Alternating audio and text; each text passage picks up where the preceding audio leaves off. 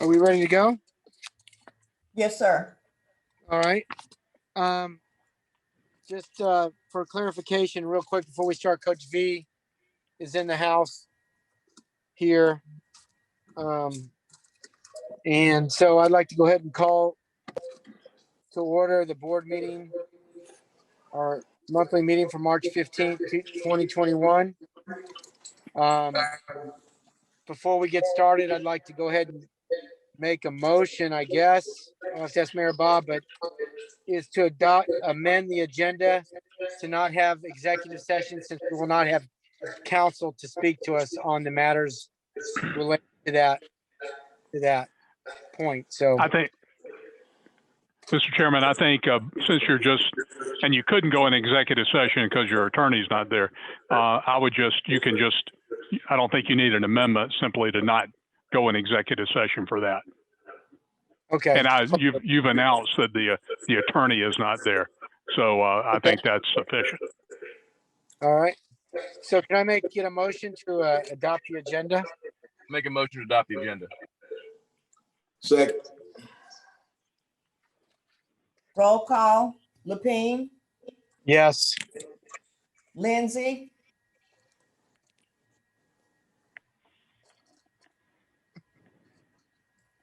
Ms. Donzetta, you're muted.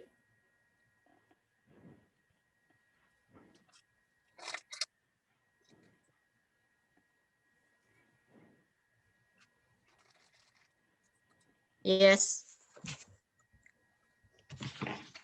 Lisa, Yes. Clark, Yes. motion approved. All right. Thank you. I go ahead and like to request the board to approve the minutes from February 22nd, our regular board meeting, and two special called meetings, March 1st and March 3rd of 2021. I make a motion to adopt the minutes of all meetings since our last. A second. Roll call. Lapine, Yes. Lindsay, Yes. Clark, Yes. Cotton, Yes. Coach V. Yeah. Motion approved.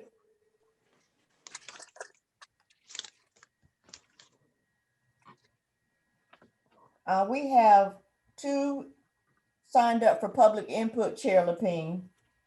All right. So do you want to tell me their names or how do we want to do that? Jamie, do you see Cheryl Lopez? Yes. Okay, you can bring her on. All right. And they'll have 2 minutes to speak. Is that right, Cornelia? That's correct, sir. All right. We're on a tight time frame tonight, so we're going to have to be fairly adhere to those standards tonight. So. Ms. Lopez, you can proceed. Okay, thank you. Hello. Again, I'd like to thank you guys for flying the USA flag in Kaufman Park. And thank you for scheduling the meeting with Miss Jamie Russell to meet with me on the 18th about Kaufman Road Park. I just have two questions. May I know how much of the budget is allocated towards Kaufman Road Park? And how many staffers are allocated for Kaufman Road Park? I don't expect those answers this evening, but I hope that it's possible for Ms. Russell to bring that information with her on the 18th. And that's it. Yes, I think that we can do that. So our budget is public, so. Thank you. Well, I Thank just you, need Ms. to know Lopez. how much of it is allocated towards Kaufman Road Park. I did see the budget, but it doesn't specify how much was going towards Kaufman Road Park, because I don't think my requests are unreasonable. A park consists of a playground area for children, ages 5 to 12. Yeah, you're right. I mean, we'll have to get it. We just have to have the money to do it, but we'll show you where it is. And I know that we're working on it too, and we'll get you those numbers. Excuse me, Okay. Shirley Payne. Shirley Payne, this is Lakita Watson speaking. And I would like to answer Ms. Lopez's question. The budget that you are looking at, Ms. Lopez, our budget is not separated as it relates to the capital improvements that need to be done throughout our agency. Our facilities, our budget is not separated currently per facility. So it will be difficult for you to find that information because that's not the way the budget is listed. But what we can share with you from an operating standpoint, the staff that has been assigned to that facility. Yes, that's what I'm requesting. How much of that budget is allocated for Kaufman Road Park? Thank you. All right, thank you. And next we have Carletta Wilson.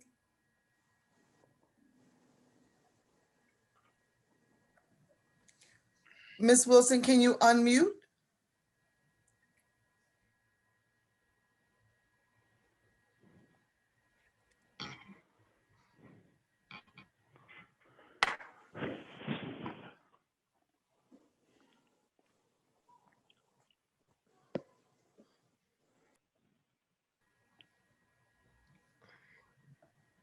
Ms. Wilson, are you able to unmute your device?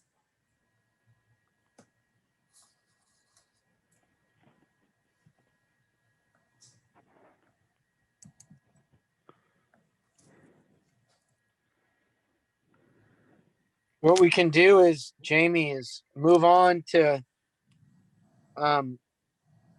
public input or to the financial report.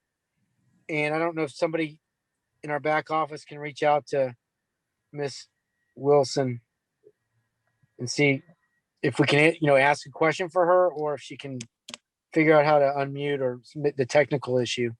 But we can always, don't think it's too bad to go back to her if we need to.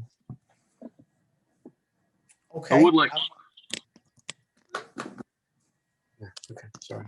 I would like to just mention something to the board in the vein of public input. I have an acquaintance who does stuff with the Paralympics as well as Olympic lifting, and he right now he trains Paralympians downtown, and I would like to see him get involved with our organization as far as our adaptive rec program and things like that.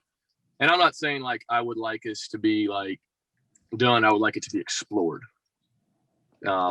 And I don't know. And he was going to speak tonight, but he wasn't able to. And so I told him that, hey, I just, public input is when he would have spoken. So I just wanted to bring that to the board that I think we need to really look at. I think that our organization under Lakita's leadership has done a great job with our adaptive rec program. And I think adding Paralympic and Olympic lifting type things would be a good thing. So.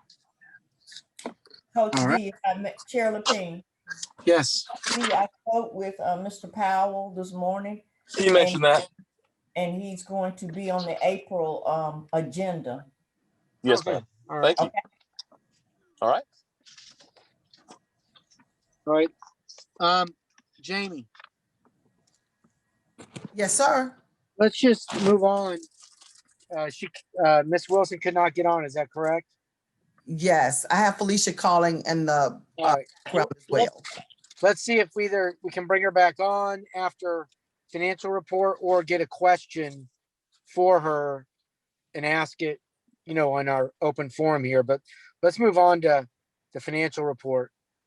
Okay, thank you. Okay, thank you.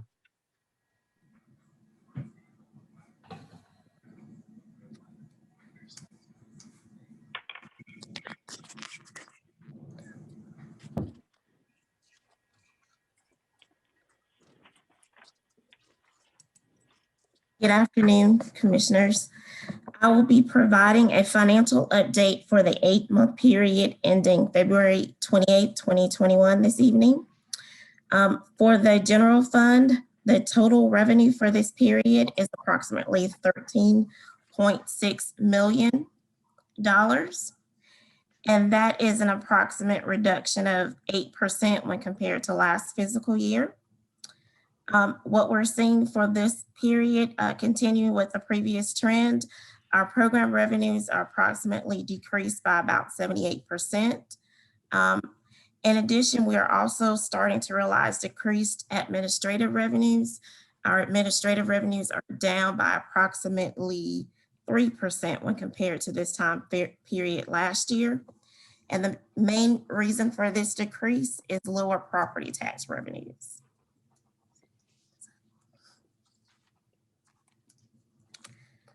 Our total expenses for this period were approximately $8.8 million, which is an approximate decrease of about 16% when compared to last year.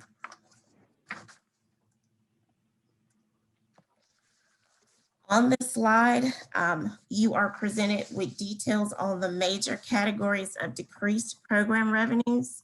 As I stated previously, our program revenues have decreased approximately 78%. The top 3 categories of decreased program revenues are our recreational programming, our youth camp revenues, as well as our special events revenue. Please note that while overall program revenues have decreased for the 8-month time period, we have seen an increase in our athletic program revenue for the month of February when we compare that to the month of January. This increase in athletic program revenues is partly due to tournament fees, community league fees, and other spring sports athletic revenues.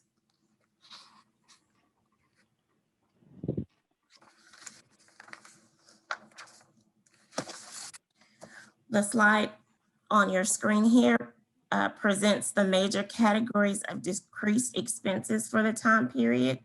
The major categories of decreased expenses have not changed since I last reported last month. Again, you'll see on your screen the 5 major categories of decrease are training expenses, maintenance expenses, operating expenses, program expenses, and capital expenses. The major driver for our decrease in training expenses is primarily due to decreased conference travel expenses. The primary driver for our decrease in program revenue is decreased programming activities. And the major driver in our operating decrease in our operating expenses is primarily due to lower utility expenses.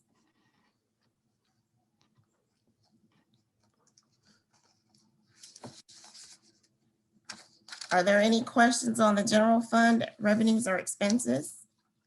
One, I have a question, Brandy, but I don't know if where it comes. I don't think it's part of the general fund, but what about payroll? I know you've had a substantial decrease in that too. And I didn't know what is reflected. Sure. There is a decrease in payroll. It's just not a major category. Now that decrease in payroll that you're expecting to see related to the amended budget will not be realized until March because that takes effect in March. So what for the time period we are in right now, in the 8 months ended February 28th, we have seen our overall payroll expenses decrease, but the main driver of that decrease is our decrease in part-time salaries. Again, the decrease in our full-time salaries will not be realized until next month going into the end of the fiscal year, because that is when the changes in our amended budget will take effect in March. Yeah, that makes sense. I should have known that. Thank you. No, it's okay. Are there any other questions? Okay, if not, I will provide a financial update on our enterprise revenues and expenses. What we're seeing for our enterprise fund is that our total revenues are up by about 47%. If you'll remember in previous meetings that our total overall revenues for our enterprise fund were actually up a little over 50%. But what we're seeing this month is that in February, we did take a decrease in our revenues of about 24% when you compare that to January's revenues. And the main reason for that is that there were actually 3 days in February in which there was no activity at our golf course, primarily due to weather. So because of that, our our total revenue for the month of February was about $58,000, where we had been averaging about 70 to 80,000 a month previously. So again, while our overall revenues were up, for the total 8-month period, we did see a slight decline just for the month of February. Our total expenses for the period were approximately $572,000, which is an increase of 7% over last year. And the main driver of that increase continues to be increased operating expenses. Okay. Are there any questions on our enterprise fund or revenues or expenses? I have a question. Yes, ma'am. Previously, you reported that we were 4 million in the red. Approximately, what's the current amount we were in the red? The $4 million in the red, are you referring to the forecasting? No, I had a report saying that we were 4. Now, the net revenues and expenses will fluctuate each month depending upon our property tax revenue collections and our expenses. When you compare those two, I believe when we discussed over the previous months or the previous month's discussion, the reduction or the amount that we were in the red or deficit was really related to a forecast over the entire fiscal year. So right now we are not, our actual net revenues are not in a deficit position, but that is just for the 8 months period ending February. As we continue on in the fiscal year, as we incur more expenses and our revenues continue to decline, that position will likely decrease. So we no longer 4 million in the red. Is that what you're saying? What I'm saying is that $4 million was based upon a forecast. And as we look at our actual revenues and expenses, that will fluctuate. I do not have that updated forecast number for you when compared, updated for the February numbers. So again, that $4 million that we discussed previously in our previous meetings was based upon a forecast for the entire year. And Brandy, So if I'm not the mistaken, forecast- when we did the reductions that we did, that the board approved, is what caused us to close that gap, correct? That is correct. So the amended budget that was approved last month by the board, the reductions in the budgeted line items help close the gap. But again, those discussions were based on forecasted revenues and expenditures throughout the entire fiscal year. And as our actual results will come in, that number will vary. But because of the budget amendments that were passed last month, that is helping us to close that $4 million gap. Okay, So in February. the $4 million 10th. is what it would have been. It was forecasted that we would have been 4 million in the red if we made no changes. And because we made the changes, we are actually right on target. Is that what you're saying, February Brandy? 10th, Yes. So on Wednesday, February 10th, I received a letter. And it said the approved budget reduction and the prolonged COVID-19 pandemic have had a negative financial impact on the commission, resulting in approximately 4.5 million decrease in revenue to support operations. So that's what I was referring to. I was just asking, what's the current amount now, since that day you stated it was 4.5. The $4.5 million number that was cited in that letter also includes the 10% reduction that we experienced prior to the fiscal year beginning. So when we did the forecasting and presented that information to the board, if we did nothing, the forecasted deficit was over $2 million. When you include the almost $2 million reduction that we had to sustain in our budget prior to the fiscal year beginning, that is where you get the $4.5 million number from. That is cited in that letter.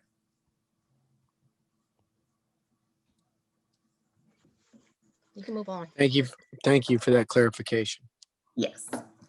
I want to provide a few additional updates as it relates to our fiscal year 2022 budget. We have reached out to Richland County as well as the auditor's office concerning budget estimates as well as the budget calendar. When I spoke with the Richland County representative about the budget calendar, it was noted that we should anticipate receiving that budget calendar towards the end of this month. It is not finalized. When I reached out to the auditor's office regarding their budget revenue estimates for fiscal year 2022, again, it was noted that those estimates are not available at this time, and they anticipate having those budget revenues by the end of this month as well. Just to make sure everybody understands the importance of those revenue projections that we receive from the auditor's office, that is what we use to base our property tax budget request for the fiscal year and what we submit to the to Richland County. So again, unfortunately, the budget revenue numbers are not ready and the budget calendar is not ready at this time, but hopefully we should get all of that information towards the end of this month.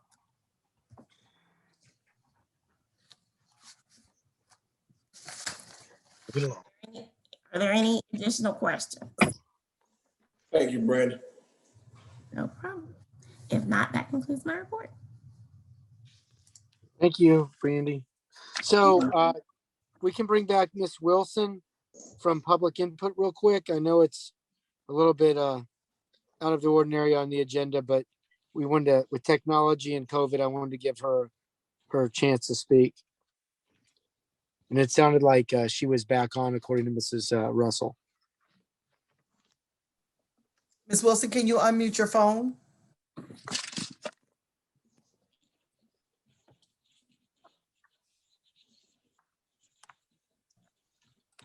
Well, we do have two questions from her. She first wanted to know, is there anything proposed besides social media to communicate with community about park events like robocalls? And her second question is, how much has RCRC spent in the last 2 years on pool renovations at Hopkins Park? Thank you. Okay, well, I think those are good questions. I know that I can't answer those. Yes, we can So- provide a response in writing to Ms. Wilson, sir. Perfect. Ms. Wilson, if you're listening, we'll get back to you through Mrs. Russell and get you your answers. And we appreciate you trying to come on, and hopefully when we're back live, you'll be back with us and come see us. All right, with that said, let's move on to unfinished business. And I believe, Jamie, we need to bring in, that there's been an aquatics feasibility study. I'll let Lakita expand upon that, and then we can bring them in, okay? Yes, sir. Thank you. Bring them in now. Thank you so much. Members of the board, we are excited about the aquatic feasibility study that we have embarked upon for Richland County. We recognize the importance of maintaining what we have, but in order to do that, we have to assess. And then additionally, we want to know where are we going with aquatics in our community. So with that, I'll allow Tamika to introduce the firm that we have hired, and then from there they can introduce themselves and provide you with an overview of what they're doing, why they're doing it, and what our end product would be. Tamika? Yes, thank you. So commissioners, we have on the call George, Janice, and Andrea. They are from SSOE, and Stevenson Wilkins, their representatives, and they did the feasibility study or working on the feasibility study for us. They will give you an introduction of who they are, their experiences, just a brief study of going around and looking at our facilities, and any future plannings or next steps that we're be taking from the feasibility study, and any questions that you may have from the information that they are going to provide. And I think George would need to share his screen.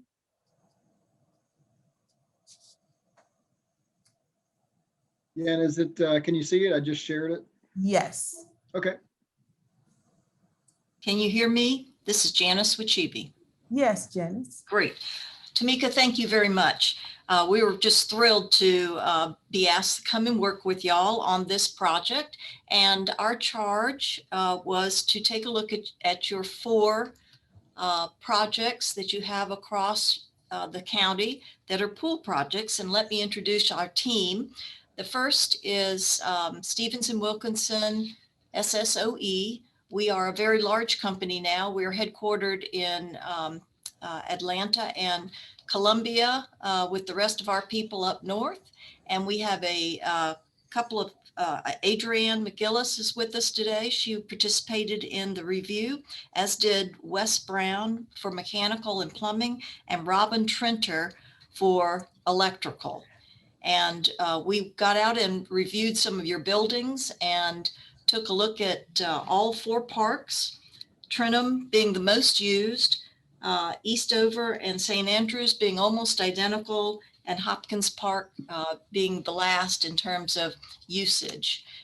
We have, as part of our team, George Dinas, who is with Councilman Hunsaker, and he's going to give you a whole lot of great information about demographics and access to the parks that you have existing right now.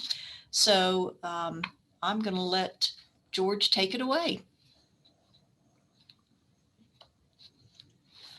Hi, good evening. It's great to be here, and we're excited to be teamed with Janice and Adrian and their team, and working for Richland County. So we are Councilman Hunsaker. We were founded in 1970 by Doc Councilman. He was the legendary swim coach at Indiana University. Still seen as essentially the godfather of modern competitive swimming. And so we team with architects all across the country, and have teamed with Janice and her team several times to build outdoor aquatic facilities. And so what I'd like to spend just a few minutes doing tonight is overviewing our process, what that's going to look like, some of the initial steps that we've already taken, and then would love to have any questions, answer any questions, or hear any comments that you all have. You know, we find that I feel that the board's input as well as the community's input are vital to this project. And so, as Janice mentioned, we're doing a few different things. You know, we're doing a physical and functional assessment of the 4 different aquatic facilities that we did here about 4 to 6 weeks ago. And we had beautiful weather for our 4 site visits that day in late January, and we're able to get an overview of the pool, see the pools themselves, as well as behind the scenes and the mechanical and support spaces. And then the second scope of our work is community and public outreach. And so we've done a couple of things here recently that have, I think, have been really well received. You know, obviously, as we're still navigating through the pandemic, we're trying to avoid large in-person indoor gatherings. And so we have launched a community survey with the help of your team on social media. As of today, we're up to 841 responses, and I have some of those results to share. And then the other piece that we did up front just last Wednesday evening, Adrian and I both went to a different park within Richland County, and there you'll see the boards that I set up at Trenton Park, and we were able to talk to adults and children about, you know, the different aquatic features that they would like to see in Richland County's aquatic system. We were able to ask them, you know, what pools they currently use, or if they don't use one of the 4 Richland County pools, are there other pools in the area that they do use. And so we spent a couple of hours at each park, and were able to talk to quite a few people as they had shin kicker soccer going on, and Little League baseball and softball. So it was good to get out and safely be able to meet with the community just this past week. As I mentioned, the survey results are still trickling in. We got a big boost once it was released. As I mentioned, over 800 responses. We found a few different things. On our first question, what purposes do you currently use the pools? It was about 50% used it for recreational swimming. We had some for swim lessons, fitness and wellness. Very little on the competitive side. But then we also found that almost 50% of the respondents do not currently use one of the pools. And while that may seem, like a negative, we actually see it as a positive that we are reaching non-pool users with the survey, and hopefully we can figure out, what amenities they would like to see to make them pool users. We asked, how many times did people visit the pool during the past couple of summers, obviously 2020 being, a little bit of a different story with the pandemic, but we had, again, a lot of people who had not visited the pools, but several people that, between 1 and 20 times had visited the pool over the past few summers. One of the other things is we asked if you did not visit the pools, why is that? And lack of proximity, was the main factor. But then we also had an open-ended comment box on this one. We had a lot of people who said they did not know about RCRC's pools, that they had access to their own pool or a neighborhood pool. Several people mentioned that, Hopkins had been closed for repairs. And we also heard, they're a working family and there weren't hours late at night. So they thought that the hours were inconvenient. So that's just 4 of the many different responses that we pulled from the survey, about why people had not visited the different pools. We also asked, what type of amenities they would like to see. And so anytime you see the orange line spiking toward the top, those are things that the community rated as very important. So shallow water, deep water, modern updated locker rooms, community aquatic programs, shade and tables, all were very highly ranked. And then we also did, other types of features such as, a zero beach entry or a lazy river, water slides, designated children's areas, birthday party areas, and all of those ranked fairly high as well. Some of the other ones didn't rank as high, such as a diving board or water volleyball, water basketball, but, it's no surprise those amenities like a zero depth entry or water slides or a children's area that, cater to young families ranked very well. We also asked, what types of programs they would like to see. Swim lessons and water fitness and recreational swim were the highest vote getters there, which is great to see. We recognize that outdoor aquatics is one of the first areas that children can be introduced to the water and just the vital, the vital need to teach every child in the community how to swim so that they can be safe in and around the water is key. And with Richland County only currently offering outdoor pools, we asked, would you like to see RCRC own and operate an indoor pool? And the overwhelming response from survey respondents was yes, we would like to see an indoor pool operated by RCRC. And then to get a little bit better feel on who is answering the survey, close to 60% of the respondents said that Trenholm was the closest to their residents. But as we've also heard, if you live in that the northeast side of Richland County, it might be the closest, but it still might be a 20 plus minute drive to that facility. And then residents around Hopkins Park was second to respond to the survey. We also found that 70% of respondents have children under the age of 18, that roughly 60% of respondents were either Black or African American, and then 30% were white or Caucasian. And then we found that roughly 30% of respondents make less then 50,000 a year, and then 70% made over $50,000 per year. That was, these were all optional questions at the end, but it was good to gather that data. USA Swimming put out a study within the past few years that said 78% of children who live in homes with a household income of under $50,000 have little to no swimming ability. And so, we want to understand who is taking the survey and make sure that we can do all we can to help RCRC, get those children that might be living in low income households access to water.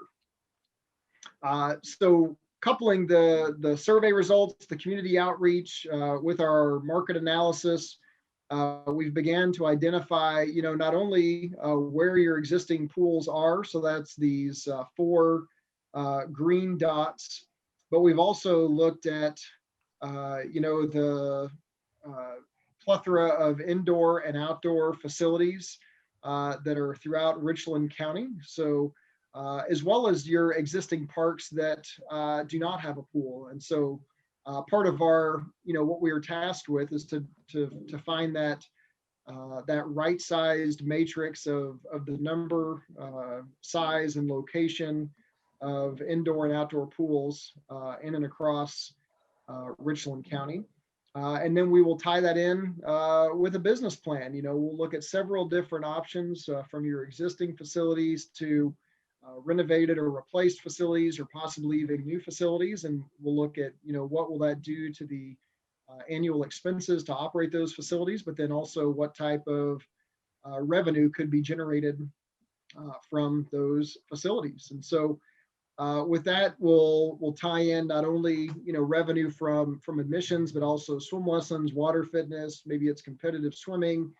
There's a lot of different avenues that we will explore throughout that process. And then lastly, we will, look at funding options and give you all insight into, other municipal governments that we have worked with, and special recreation districts, and decide, what are some of the different types of funding mechanisms are there.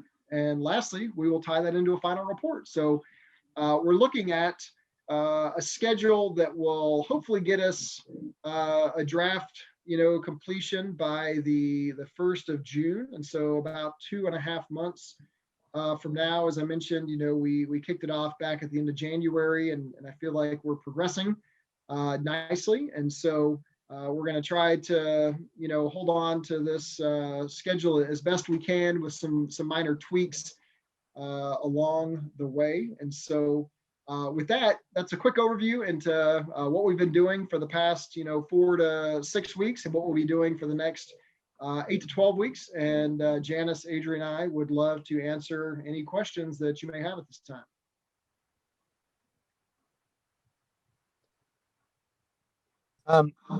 Hold on, sorry. So the first, thank you for your presentation. Pretty exciting. The first comment I'd like to make, can you hear me, by the way? Yes. Yes. Okay. Yes. Sorry. The first comment I would make is that I think that, in the past, Richland 2 ran a bond referendum, and obviously it didn't pass for the aquatic side of things.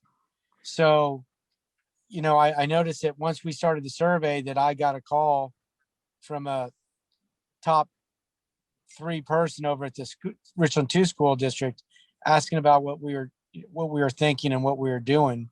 And, and I talked to our executive director, Mrs. Watson, and she kind of brought me a little bit more up to date exactly what the mission was here. But I definitely think that a first-class competitive swimming complex with some sort of amenities such as lazy rivers or splash pads, wherever it is. I mean, obviously that all has to be determined, but, I think that bringing the school district possibly in to help with the funding, or however we decide to do this, should be explored as well.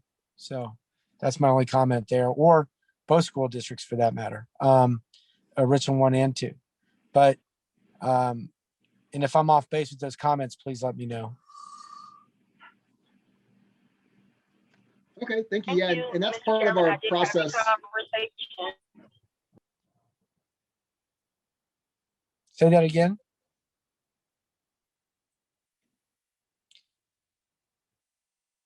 I was going to say that's part of our process is to identify and explore those various partnerships, because we often find that, you know, aquatic facilities is historically being a subsidized entity on the operational side. And so, yeah, having those key partnerships with school districts and maybe other public providers are critical to the operation success. And so we'll definitely explore those. Appreciate the feedback. Okay.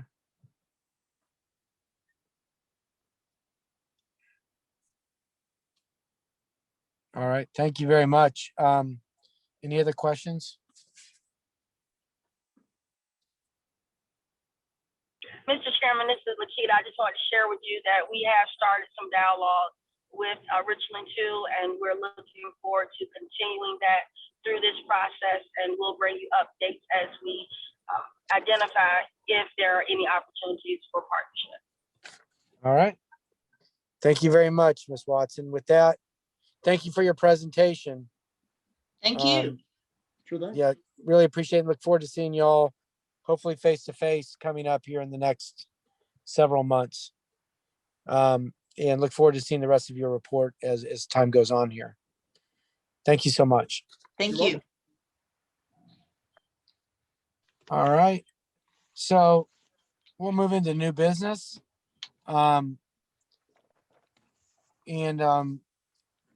Ms. Watson, are you available to talk about policy number 95, group insurance? Yes, sir. This is okay. in line with our review of policies, and our Human Resources Director, Mrs. Diana McCoy, has recommended this be the next one. So as in our normal protocol, we are requesting that the board review this policy and move for action and or questions at its April meeting. I think that's fine, as long as I think that moving forward with, bring it back up in April to give everybody time to understand what you're changing. And I believe that the handout does show all the differentials. So, and if I'm wrong about that, please let me know, but I did look at it briefly. Yes, sir. And there actually weren't any major changes. I incorporated to the policy as well as the EAP program that we have. EAP was a standalone policy, but instead I just added it to the group policy. So there weren't any major changes. And we are also following PIBA's benefit packages. So this is just kind of standard. Okay. I have a question. So we're not going to vote on this tonight. Are we going to review it, or Yes. are you going to answer our questions on this, or you're going to wait until April? Yeah, we if you want to ask questions tonight, you can, but I still have to review it too, Don Zeta, and Okay. we wouldn't bring it up for a vote until the next meeting anyway. So Okay. if And you we're gonna ask questions before we vote on it, right? for sure. Yeah, Okay. of course. I'm good. All right. All right. Can we go move into other business and the executive director report? Yes, sir. There have been some questions about the status of the Richland County Recreation Foundation. The foundation is still in good status and is currently has been updated for continuing to be a 501c3 in the state of South Carolina. Our process now over the next 30 to 60 days is to move forward with reviewing the applications for individuals that had requested to serve on the board for the Richland County Recreation Foundation. And then also we are looking forward to identifying additional ways that the commission can work to assist the foundation with becoming more standalone. So at your April meeting, I will be bringing to you the information as it relates to potential new board members and any additional requests for review for protocols and standard operating procedures for the foundation. And that concludes my report. And I think the next thing would be Jamie. And if there are any questions regarding the foundation, feel free to ask.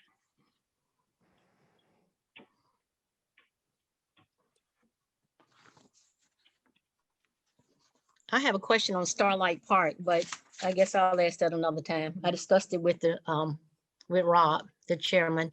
I don't know if he brought it up to you or not. No, since it's not on the agenda, sir, but we'll be more than happy if there's a specific question about that project. Commissioner Lindsay, you can feel free to give me a phone call or shoot me an email, and I can provide you with whatever questions you may have about that particular grant. Okay, I'll give you an email Thank you. and I'll send it to all the commissioners. No problem. Okie dokie, thanks.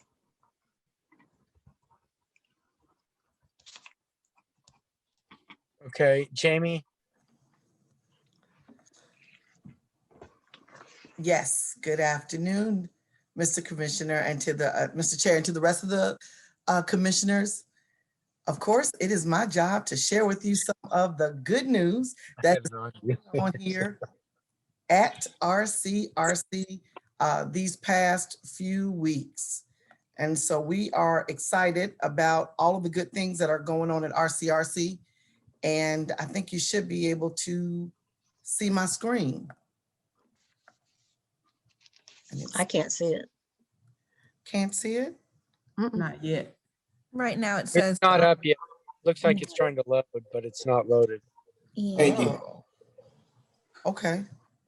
Well, if it's not trying to load, I'm going to try to stop the share, but I'll still continue with my report just for the sake of time. So we do want to say that in the month of February 3rd, via Zoom and in person, we were able to celebrate our service awards for all of the employees that have had 5-year milestones, 10-year milestones, 15, 20, and 25 individuals. But we'll make sure that we can post the names of those individuals. But I would like to recognize one of our employees that was over 25 years, and that was Mr. Ronald Jones from the Limerick Golf Course. So congratulations to Mr. Ronald Jones, who is over 25 years with RCRC. So congratulations to him.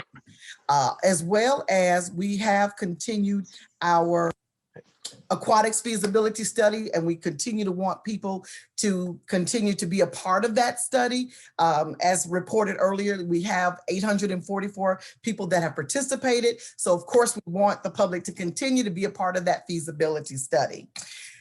Thirdly, we are really proud that we are able to connect with the Richland County Public Information Office. And so now Richland County Recreation Commission is now having segments as well as some of our flyers for our events on the county's channel. And so it runs 24 hours. It is the municipal channel.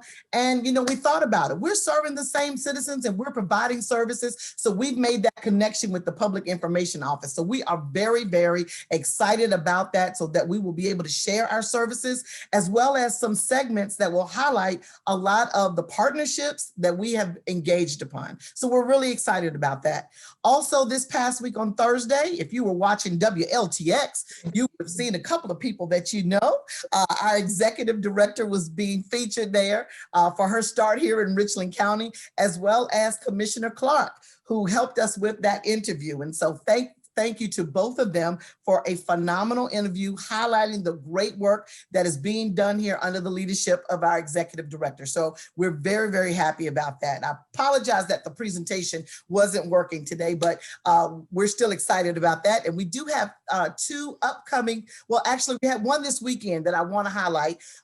RCRC, along with the AAU, sponsored a large AAU boys basketball tournament.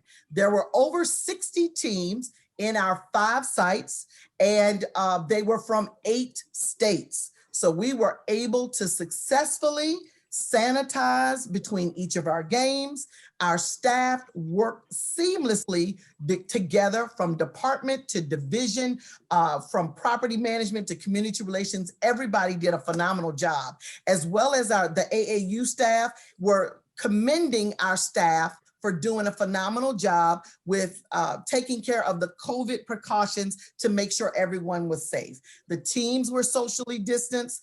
Every temperature was taken for people that came into the building. And so it was a great team effort all across the entire agency to be able to host the AAU Super Regionals, and those teams were qualifying for the tournament that will be in Orlando, Florida. So we're so excited about that. And upcoming on March 27th is our Cottontail Festival. And so we know there have been some restrictions that have been lifted in the state, but with RCRC, we operate in excellence. So we've already opened that up for our children.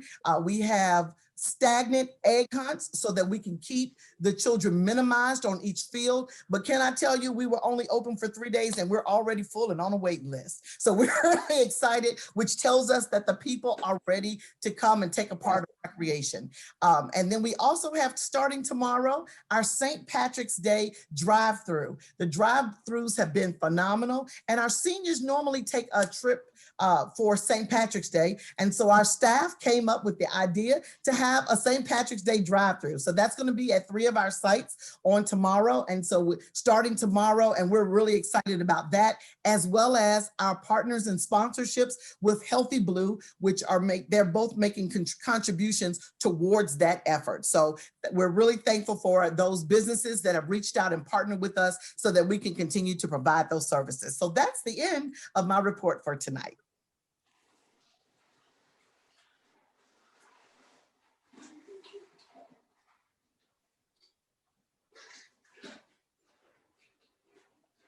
Chair Lapine, we can't hear you.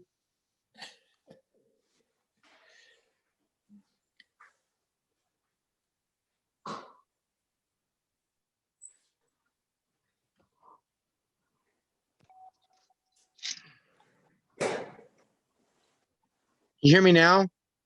Yes, sir. I wanted to, Yes. sorry about that.